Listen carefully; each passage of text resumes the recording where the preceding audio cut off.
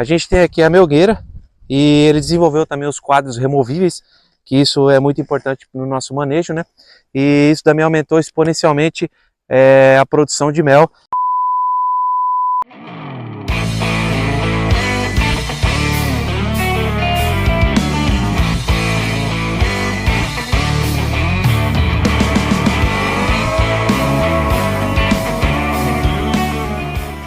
Fala pessoal, Caio Ribeiro aqui. Hoje a gente vai falar um pouco da colmeia Longstrot, tá? Eu trouxe aqui para vocês ela completamente montada. É interessante e importante a gente ressaltar que o apicultor, ele nada mais é que um facilitador, né? Tudo que a gente trabalha, a gente tem que ser um facilitador daquilo que a gente cultiva, né? Para a gente chegar em uma produção máxima possível aí, diante da facilidade que a gente cria para aquilo que a gente cultiva, tá? Então o Lorenzo Longstrot foi o cara que descobriu aí, através da observação, o espaço abelha. Ele era professor, pastor e apicultor. Então ele desenvolveu aí essa colmeia com essas medidas. Então o que a gente tem aqui? Eu vou desmontar e a gente vai falando sobre.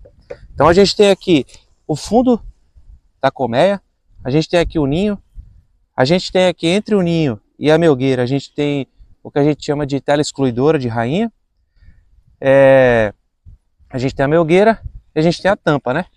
Então vamos lá, eu vou desmontar aqui para a gente ir verificando o que a gente tem aqui, tá? Então a tampa, né, é muito importante. A gente tem aqui a melgueira e ele desenvolveu também os quadros removíveis, que isso é muito importante no nosso manejo, né? E isso também aumentou exponencialmente a produção de mel, diante da facilidade que o Lorenzo Longstrot descobriu do espaço abelha, da facilidade que ele conseguiu colocar aqui para as abelhas trabalharem. Então aqui a gente tem os quadros da melgueira, né? Quando você compra isso daqui, geralmente vem com quadro, com 10 quadros de melgueira, mas a gente reduz para 9, para a gente ter um espaço maior aqui entre um quadro e outro e elas conseguirem produzir o mel. Então ele deu essa facilidade aqui, a colmeia Longstrot, para a gente remover os quadros. Então aqui a gente tem a tela excluidora de rainha. Já vi muito apicultor dizer que não utiliza, embora eu acredito que isso aqui faça parte da boa prática da apicultura. Eu utilizo, né? Porque aqui é o seguinte, todas as abelhas passam por aqui, né? Lembrando que aqui é o ninho onde estão as crias. Quando a gente coloca a tela excluidora de rainha nessa posição, a rainha ela não sobe para as melgueiras, então a gente não vai ter cria nas melgueiras. Eu acho que quando ela sobe para a melgueira, a gente tem uma perca de produção, né? E a gente, quando coloca, a gente tem certeza de que a gente vai tirar só o mel mesmo. Lembrando que as apis melíferas, elas produzem o mel sempre para cima quando a gente coloca a melgueira. Aqui a gente tem o ninho, onde tem aqui a produção das crias, né, onde a rainha bota. E os quadros também são removíveis. Aqui já está tudo com cera alveolada, tá? Aqui sim a gente tem 10 quadros. Já vou filmar tudo para vocês aí de perto.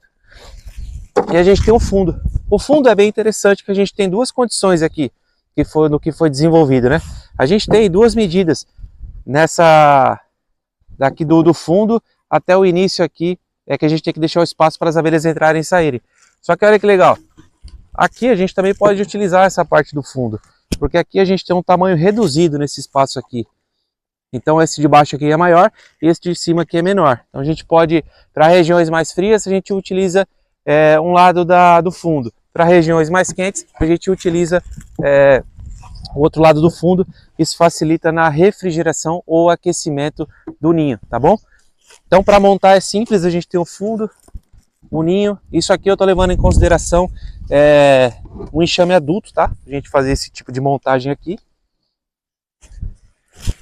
Vamos considerar que isso aqui já está um enxame adulto. E aí a gente coloca ela a ponto de produzir.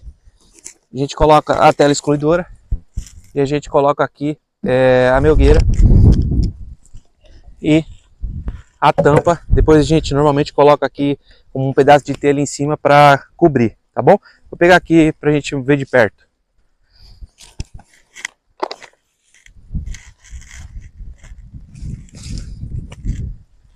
Olha como que é uma colmeia por dentro. Aqui estão os quadros, né? Eles são removíveis. A gente deixa sempre um espaço aqui na melgueira. Se a gente deixar muito junto, assim, dá para colocar 10, mas atrapalha na hora da produção. Então a gente deixa sempre 9, tá? E também foi desenvolvida essas ranhuras aqui, ó. Facilita pra gente pegar a caixa, né? A gente põe a mão aqui e aí fica mais fácil pra gente tirar. Aqui é a tela excluidora. É assim que ela fica nessa disposição. Então a rainha, ela não sobe para a melgueira, ela não passa aqui. Todas as abelhas passam, menos a rainha.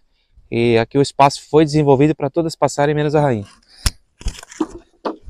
E aqui o ninho, composto por 10 quadros. Eles são removíveis, né? Conforme já foi dito, já está tudo com cera alveolada aqui.